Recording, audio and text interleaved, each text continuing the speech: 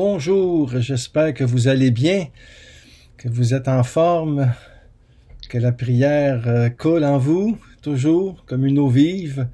Cette eau vive que Thérèse d'Avila va beaucoup parler, l'eau vive de l'oraison. Alors, nous allons passer justement cet entretien avec Thérèse d'Avila. Thérèse d'Avila qui est la grande pédagogue de l'oraison, qui est née en 1515 et elle va mourir en 1582. Thérèse d'Avila qui va vraiment chercher Dieu dans le château intérieur de son âme, en prenant la porte de l'oraison. Alors, pour cette cinquième entretien, c'est très important de nous mettre à l'écoute des maîtres du Carmel. Et après, justement, dans l'entretien suivant, nous verrons l'oraison avec Saint Jean de la Croix, parce que les deux sont inséparables. Et les deux, ce sont une saine émulation vraiment entre les deux, parce qu'ils se sont rencontrés, ils se sont connus, et ils vont réformer ensemble le Carmel. Thérèse d'Avila, c'est une des premières avec Catherine de Sienne qui a été nommée docteur de l'Église en 1970 par Paul VI. Donc, c'est pour nous dire l'importance de cette femme. Et l'Église la considère d'ailleurs comme la mère des spirituels. Quand on entre à la basilique Saint-Pierre à Rome, il y a une grande statue de Thérèse. Et justement, on l'appelle la mère des spirituels. Et nous célébrons sa mémoire liturgique le 15 octobre. Alors, c'est une femme qui est passionnante. Je ne parlerai pas beaucoup de sa biographie. J'avais fondé une revue, une revue prière, il y a quelques années, qui est devenue Prier la parole chez Novalis. Et j'avais fait un numéro spécial sur Thérèse d'Avila. Thérèse d'Avila, ici, dont on voit la photo, une photo qui est très connue. Normalement, elle est en couleur, mais là, c'est en noir et blanc. Ça nous donne une idée de ce qu'elle est. Et notre chère Thérèse d'Avila, qui est le cinquième d'une famille de grande noblesse, de 12 enfants. Et d'ailleurs, ses frères, 8 de ses 9 frères vont justement tenter l'aventure en Amérique. Et toute jeune, hein, elle s'enfuit avec Rodrigo, son aîné. En réalité, elle a peut-être à peu près 5-6 ans pour combattre au pays des morts parce qu'elle veut voir Dieu. Hein. Elle dit « Je veux voir Dieu ». Mais pour voir Dieu, il faut mourir. Et elle va devenir orpheline de sa mère à l'âge de 14 ans. Et puis, alors c'est ça, tranquillement, elle va avoir cette vocation religieuse. Son père va accepter beaucoup plus tard. Et elle va entrer au monastère de l'Incarnation à Avila, où il y a à peu près 180 religieuses. Et la règle est très mitigée. C'est pour ça qu'elle va réformer au fil des ans. Je vous parlerai pas beaucoup de sa vie parce qu'en 30 minutes, je vais vous parler surtout de l'oraison chez Thérèse d'Avila, mais je vous conseille cette biographie qui est un classique de la journaliste Marcelle Auclair. Vraiment, dans ce roman-là, c'est comme un roman de cap et d'épée, mais en réalité, il n'y a rien, tout est historique dans le fond. Hein. Il y a beaucoup de paroles de Thérèse d'Avila et ça se lit très bien et vraiment, on fait le tour de sa vie avec ça. Il y a beaucoup d'autres biographies aussi. Dans le livre « Seul avec Dieu, l'aventure mystique » de Jean-Pierre Joshua, il parle là-dedans de Thérèse d'Avila. Juste pour vous montrer une photo ou deux d'elle, parce que c'est bien de nous les représenter. Alors ici, on la voit, Thérèse d'Avila, qui est entourée de ses carmélites aussi. Il y a beaucoup de saintes au Carmel, beaucoup de saints aussi. C'est quand même la mère, on l'appelle la madré qui va vivre des extases, qui va vivre une grande union à Dieu. Elle va vivre l'aventure mystique, en fin de compte, qui va prendre une ampleur très grande avec Jean de la Croix aussi, qui va parler beaucoup de la nuit, Jean de la Croix, alors que Thérèse d'Avila parle du château intérieur. Alors, c'est pour ça que nous entrons d'une manière vraiment dans sa vie d'oraison, en fin de compte, parce que, comme je vous ai dit, le temps est court, et je veux pas que ça soit trop long non plus.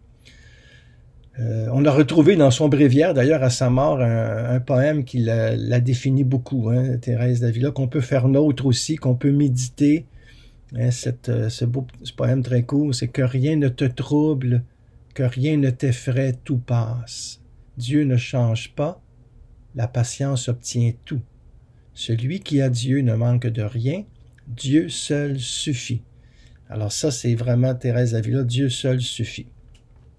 Donc, elle entre au Carmel de l'Incarnation à Avila à l'âge de 20 ans et elle découvre qu'en se recueillant, elle fixe son attention en Dieu qui la comble. Elle découvre, à un moment donné, ce recueillement, l'oraison de recueillement. Et l'oraison, à ce moment-là, devient pour elle le lieu de l'amitié et de l'intimité avec le Christ, dont elle se sait aimer. Et elle va toujours dire l'importance du désir de l'oraison et de prendre conscience que Dieu désire encore plus que nous ce temps d'oraison. Il veut nous rencontrer. Et il s'agit de le laisser faire aussi. Et on vit l'oraison. Mais notre chère Thérèse d'Avila, Thérèse de Jésus, hein, son vrai nom, c'est Thérèse de Jésus, mais on l'appelle Thérèse d'Avila. Elle est distraite par des amitiés mondaines dans ce grand couvent où on parle beaucoup au parloir et puis il y a toutes sortes de mondanités. Et elle va abandonner l'oraison pendant 12 ans. Ça peut nous encourager parce que si Thérèse d'Avila elle a abandonné l'oraison pendant 12 ans et elle a écrit de magnifiques traités sur l'oraison et elle a pu reprendre, ben c'est parce que justement c'est possible et que l'important c'est toujours de recommencer. Même si on a arrêté, on peut toujours reprendre l'oraison. Et Thérèse va y revenir en lisant les confessions de saint Augustin. Parce que souvent, il y a une saine émulation entre les saints. C'est assez frappant de voir comment les saints, en fin de compte, j'ai écrit un livre justement, Les saints, c'est fou admirable, où je parle là-dedans de Thérèse d'Avila, entre autres. Alors, ça aussi, c'est un livre à peu près 63 témoins où en fin de compte, j'illustre la parole du pape François quand il dit que la sainteté est le plus beau visage de l'Église. Eh bien, dans ce livre-là, justement, j'insiste justement sur le fait qu'elle, quand elle lit les confessions de saint Augustin, eh bien, c'est comme une conversion. Parce qu'il y a une saine émulation entre eux, hein, les saints. Les saints se lisent au fil des siècles et puis ils engendrent d'autres âmes aussi pour marcher à la suite du Christ, pour devenir eux-mêmes des saints et des saintes, même s'ils ne sont pas nécessairement canonisés, hein. La sainteté n'est pas synonyme de canonisation. La sainteté, c'est être avec Jésus. C'est Dieu en nous et dans nos faiblesses, nos blessures, se laisser envahir par la miséricorde du Seigneur. Alors, on peut tous vivre ça. La sainteté, c'est essentiellement une expérience de la miséricorde. Alors, notre chère Thérèse, justement, en lisant saint Augustin, va revenir à l'oraison.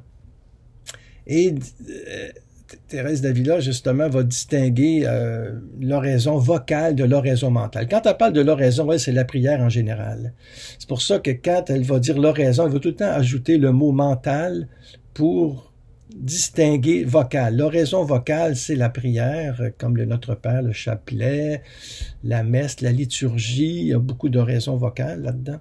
Les psaumes. Et que ce soit l'une ou l'autre, en fin de compte, l'oraison vocale ou l'oraison mentale, eh bien, l'important, c'est de grandir dans la connaissance et de l'amour du Christ. Hein, c'est que ça nous fasse grandir, ça nous fasse prier. En fin de compte, ce n'est pas d'avoir la bouche ouverte ou fermée qui fait que nous sommes en prière, hein, mais d'avoir le cœur entièrement occupé de Dieu. C'est pour ça que saint Benoît va dire que quand vous priez à l'office, il faut que votre voix soit en accord avec votre cœur. Sinon, ça devient du bavardage routinier, en fin de compte, et ce sont des mots, alors que le cœur n'est pas vraiment occupé de Dieu. Mais ça fait partie des distractions. Est-ce que c'est pas toujours facile d'être entièrement occupé de Dieu, et c'est pour ça que dans une capsule numéro 9 d'une série sur la prière que j'ai faite précédemment dans cette chaîne YouTube, justement, je parle de prier avec ses distractions. Bon. Mais pour justement, quand l'oraison, qu'elle soit vocale ou mentale, lorsque le cœur et l'esprit sont appliqués, eh bien, nous vivons l'oraison. Mère Teresa a un très beau passage, elle s'inspire de Thérèse d'Avila. J'ai écrit un livre sur « J'ai soif de la petite Thérèse à Mère Teresa ». Ça, c'est différent, mais elle parle de Thérèse d'Avila là-dedans parce qu'elle est influencée beaucoup plus par la petite Thérèse, bien sûr, parce que Mère Teresa a pris son nom à cause de Thérèse de Lisieux, que nous verrons aussi dans un autre entretien sur l'oraison avec Thérèse de Lisieux. Mais dans ce livre-là, j'ai une citation de Mère Teresa que je trouve très, très belle, parce qu'elle s'inspire de la Madre, et je voudrais vous la lire ici. C'est Mère Teresa là, qui écrit... elle écrit ça, elle, dans le livre, je ne me souviens plus trop lequel, mais en tout cas, on le retrouve dans le mien, J'ai soif. Là. Alors, Mère Teresa écrit, l'on nomme oraison mentale la prière qui vient ensemble de l'intelligence et du cœur. Nous ne devons jamais oublier que nous sommes destinés à la perfection et qu'il nous faut sans cesse la rechercher. La pratique quotidienne de l'oraison mentale est indispensable à cette fin. Parce qu'elle est l'air vital que respire notre âme. La sainteté est impossible sans elle. L'oraison mentale grandit à mesure de la simplicité, c'est-à-dire de l'oubli de soi, du dépassement du corps et des sens, et le renouvellement des aspirations qui nourrissent notre prière. Lors de la prière vocale, nous parlons à Dieu. Lors de la prière mentale, il nous parle. C'est à ce moment-là qu'il se transfuse en nous. Fin de la citation de Mère Teresa. Ça aussi, c'est beau. Vous voyez, prière vocale, on parle à Dieu. Prière mentale, il nous parle. Et il se transfuse en nous. C'est une transfusion, en fin de compte, la prière, où nous communions au cœur de Jésus, de cœur à cœur. Alors, c'est sûr que Thérèse va reconnaître quand même l'utilité de la prière vocale, hein, qui peut mener à la contemplation par la grâce de Dieu. Il n'y a pas besoin d'être seulement dans l'oraison de silence profond pour être uni à Dieu. Une prière vocale vraiment dite lentement avec le cœur nous conduit aussi à la contemplation. Mais l'oraison mentale, ici, c'est une autre forme de prière. Et le mot mental, bien sûr, on l'utilise rarement aujourd'hui parce que je trouve qu'il n'y a rien de moins mental que cette oraison, qui n'est surtout pas affaire de tête et d'intelligence. C'est pas une question d'avoir des belles idées, des belles pensées et tout ça. Mais c'est une affaire de cœur. Donc, pour bien montrer que c'est le cœur qui est touché dans l'oraison, plus que la tête, la Madre va en parler en termes d'amitié, d'entretien, de réciprocité amoureuse. Hein? C'est un pont entre Dieu et elle, dans le fond. Et c'est pour ça qu'elle va écrire dans le château intérieur, ces livres qu'elle a écrits avec le chemin de la perfection, le livre de vie, hein, ce sont ses grandes œuvres. Elle dit, l'essentiel dans l'oraison n'est pas de penser, mais d'aimer beaucoup. Ainsi donc, attachez-vous de préférence à ce qui enflammera davantage votre amour. Alors, pour Thérèse d'Avila, pour elle, c'est l'exemple qui compte, hein, l'oubli de soi. Donc, elle n'impose pas ses vues, elle donne des conseils. Et c'est pour ça que elle dit qu'en fin de compte, l'oraison, c'est un don que l'on accueille, mais on peut bien se disposer, se préparer à l'oraison. Et elle suggère 3 points. 3 points. Le premier, c'est l'amour mutuel. Le deuxième, c'est le détachement de tout ce qui est créé. Donc, on n'a jamais fini de vivre le détachement. Et le troisième, c'est l'humilité véritable. Très, très forte là-dessus, Thérèse d'Avila, qui va dire que l'humilité, c'est la vérité. C'est reconnaître ce que l'on est et voir qu'en réalité, tout vient de Dieu et nous le laissons faire.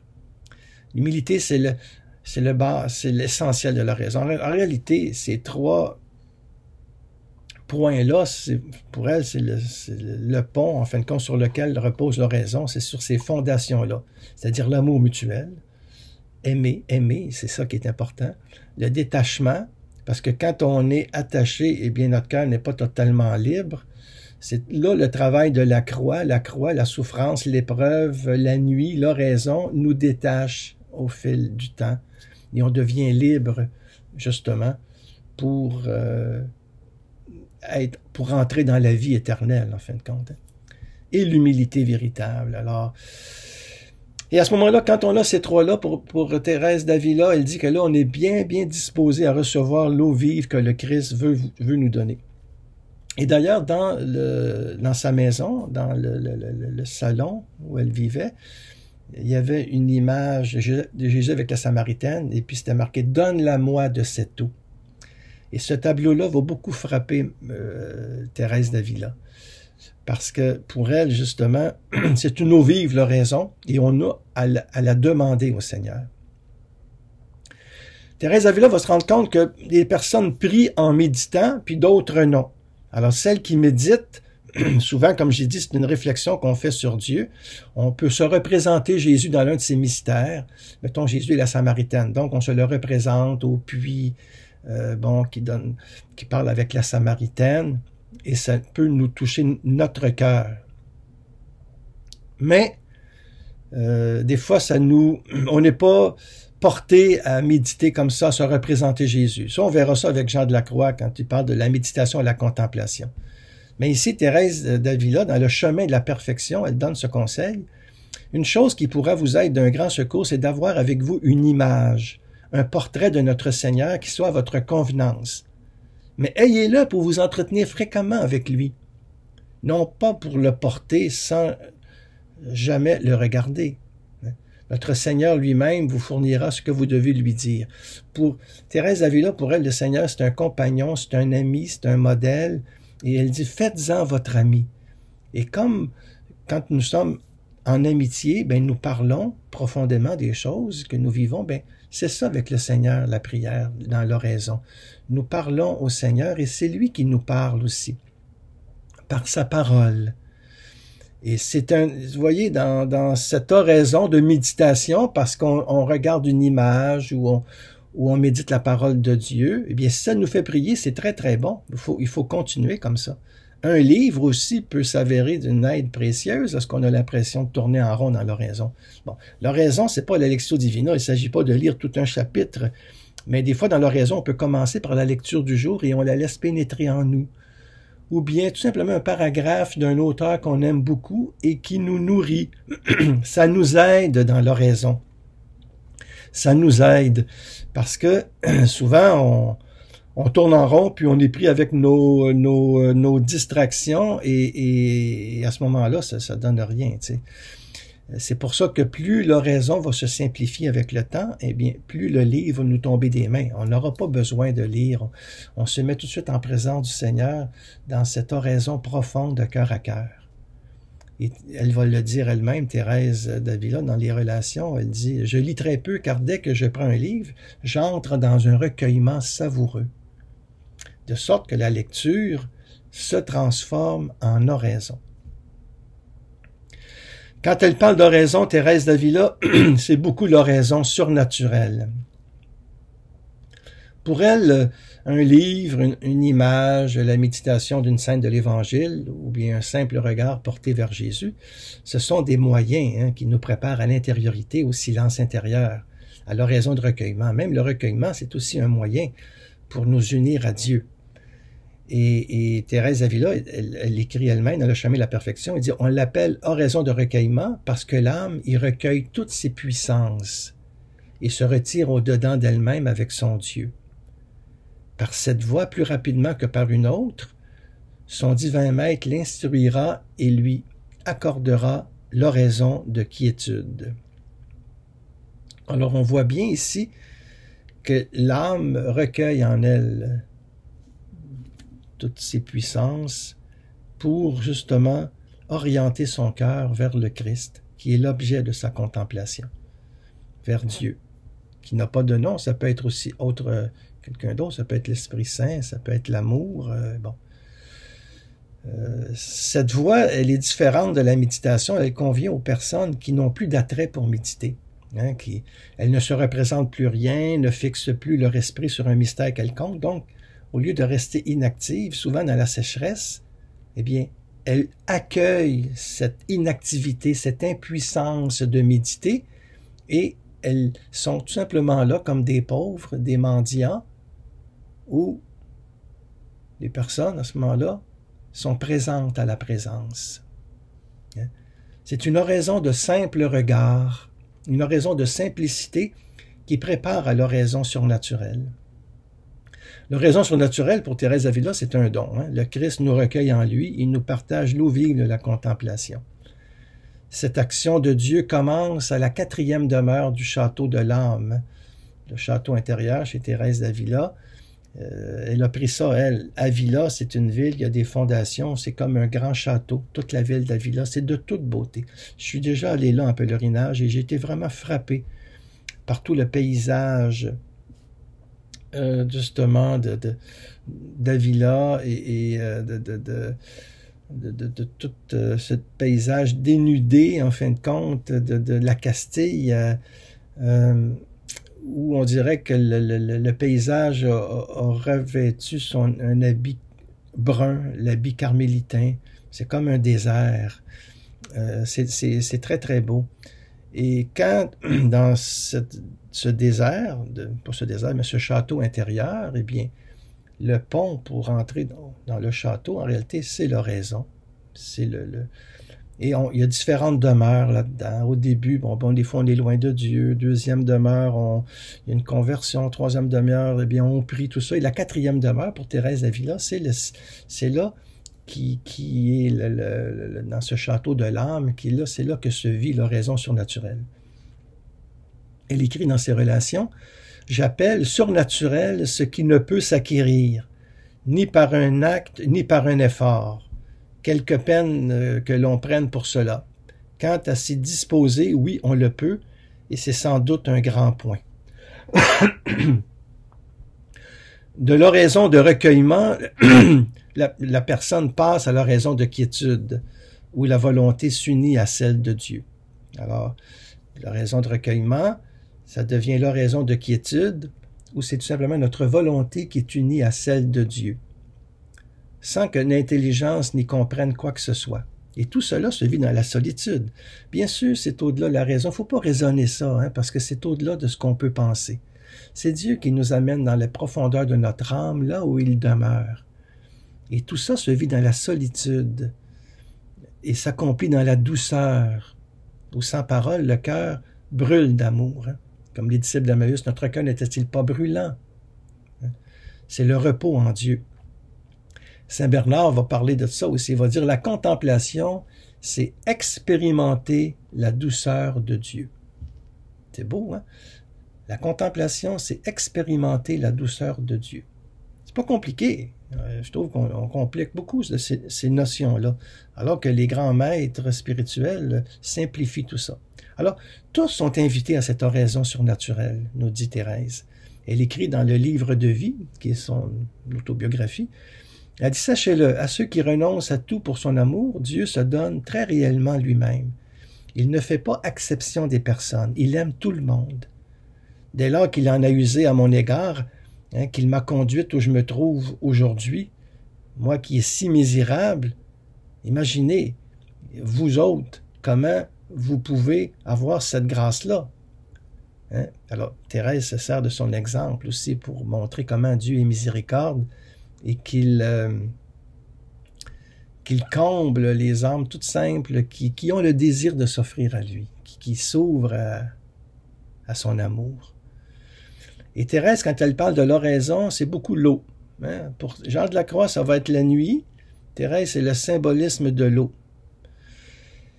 Et elle parle d'oraison de recueillement, hein, de quiétude, d'union, qui se vit dans le château intérieur. Et elle écrit dans le château intérieur, le premier chapitre, au début du premier livre du château intérieur, elle dit, nous pouvons considérer notre âme comme un château fait d'un seul diamant ou d'un cristal parfaitement limpide, et dans lequel il y a beaucoup d'appartements. Comme dans le ciel, il y a bien des demeures. Hein. Fin de la citation. Et ça rejoint la parole de Jésus. Il dit, ne vous inquiétez pas, je vais vous préparer une place, et lorsque je serai là, je viendrai vous prendre avec moi. Dans Saint Jean, ça. Alors, la sainte va utiliser le symbole de l'eau pour illustrer la progression dans l'oraison. Et pour recevoir l'eau vive de la contemplation, mais Thérèse d'Avila va trouver 4 manières d'arroser le jardin de l'âme. Ce sont autant de degrés ou d'étapes dans la vie d'oraison. Et la première étape, c'est la méditation. Hein? Elle dit, la personne qui commence à faire oraison, nous pouvons bien le dire, tire l'eau du puits. Et c'est un rude labeur.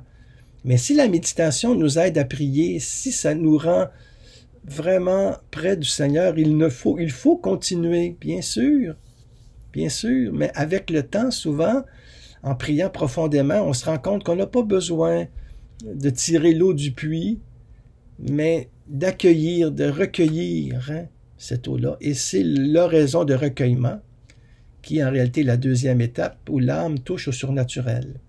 Et Thérèse écrit, c'est la volonté seule se trouve occupée dans cette oraison de recueillement, et sans savoir comment elle se rend captive, elle se laisse emprisonner par Dieu.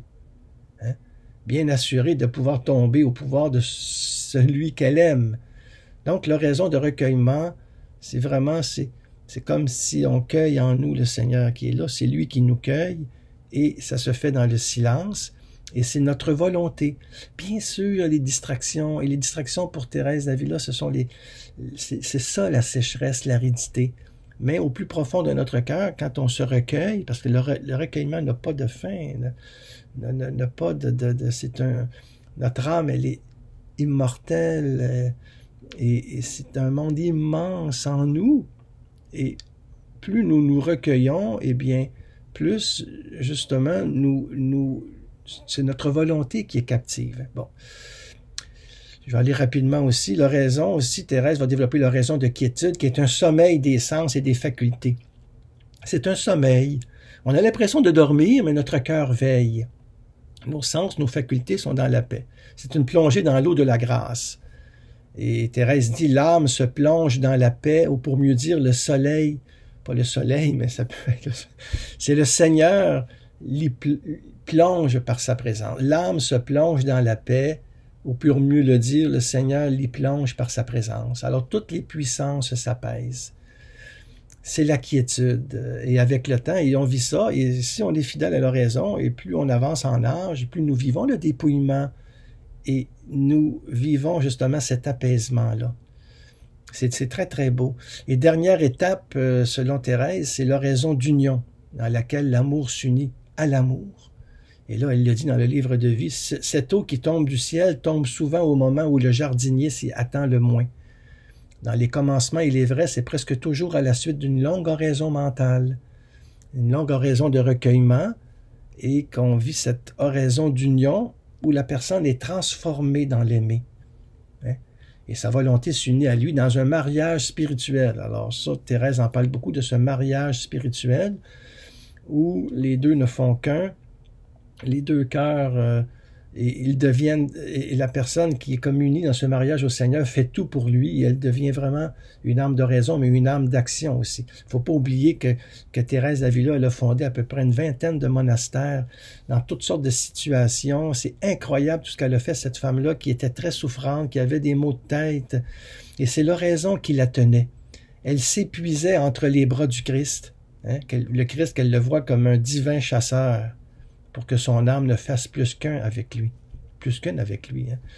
Et elle le dit, lorsque le chasseur tira sur moi en m'épuisant entre les bras de l'amour, mon âme se laissa tomber. Et en renaissant à la vie, il se fit un tel échange que mon aimé est à moi et que je suis à mon aimé. Ce sont des grandes amoureuses, les mystiques, féminines, mais les hommes aussi, parce que c'est une question d'amour. Et je trouve que des auteurs comme Thérèse d'Avila et Jean de la Croix que nous verrons nous montrent toute la dimension contemplative de l'Évangile, la dimension contemplative du christianisme qu'on a abandonné. Faut pas s'étonner, je pense, c'est une des causes. Pourquoi aujourd'hui, même les personnes âgées, souvent, ils ne vivent pas l'oraison ou bien la foi, ils l'ont abandonnée parce que souvent le christianisme a été trop axé sur la morale, alors que c'est une rencontre. Et moi, ça me fait mal de voir comment la foi n'est pas connue, comment Dieu n'est pas aimé, parce que souvent, on a des fausses images de lui et on est resté à une expérience sociologique de l'Église. Alors que Thérèse d'Avila se dit fille de l'Église, et l'Église, dans ses grands témoins, nous amène sur le chemin de la contemplation. Il n'y a pas juste des méditations, des sagesses orientales, nous avons un trésor mais qu'on a oublié, et qu'on a mis beaucoup l'accent en théologie sur les études vraiment plus cérébrales, ce qui n'est pas mauvais, intellectuel, bon, des traités de didactisme, mais on oubliait la mystique. Et ça, pour moi, c'est très important. Je me sens appelé, et c'est pour ça que je fais comme ça des vidéos, des retraites sur YouTube, pour montrer aux gens cette dimension contemplative du christianisme, de l'Église catholique, et que la foi, elle se vit à travers la prière, et que ce n'est pas seulement une question de morale, ça vient après, mais c'est une rencontre du Christ d'abord, et après on bâtit tout notre édifice intérieur. Mais pour habiter son château intérieur, nous avons des maîtres spirituels qui nous guident. Et c'est pour ça que je vous invite beaucoup à revenir vers ces gens-là, vers ces témoins-là.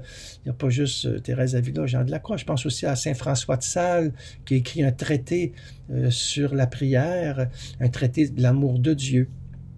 Alors, d'où l'importance, justement, de bien vivre en compagnie de ces témoins-là qui nous sont donnés par l'Église pour nous guider vers Dieu. Et qui ne sont pas du tout moralisateurs, mais qui sont exigeants, oui, mais ce sont des guides sûrs qui nous amènent sur des chemins de la liberté, en réalité qui sont les chemins de l'Évangile. Alors nous verrons dans le prochain entretien une rencontre avec Jean de la Croix, le grand mystique par excellence de l'Église, un maître de l'oraison. Et vous pouvez, après cet entretien, prolonger justement par une prière intérieure, justement cet entretien.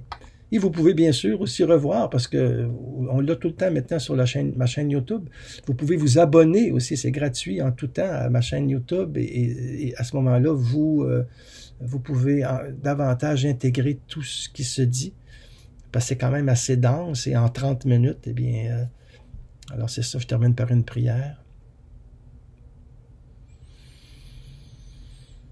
Je te rends grâce, Seigneur, pour Thérèse d'Avila et pour tous ces témoins-là qui sont encore vivants aujourd'hui, qui sont avec nous dans la communion des saints, qui sont baptisés comme nous, qui nous tirent en avant et qui nous aident à prier.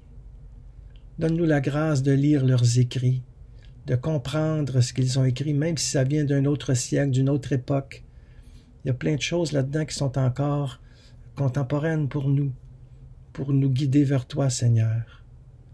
Oui, je te rends grâce pour tous ces témoins, et fais de nous des hommes et des femmes de prière qui te donnons aux autres, parce que c'est en priant qu'on devient de plus en plus unis à toi, Seigneur Jésus, qui vit et règne avec le Père et l'Esprit Saint pour les siècles des siècles. Amen.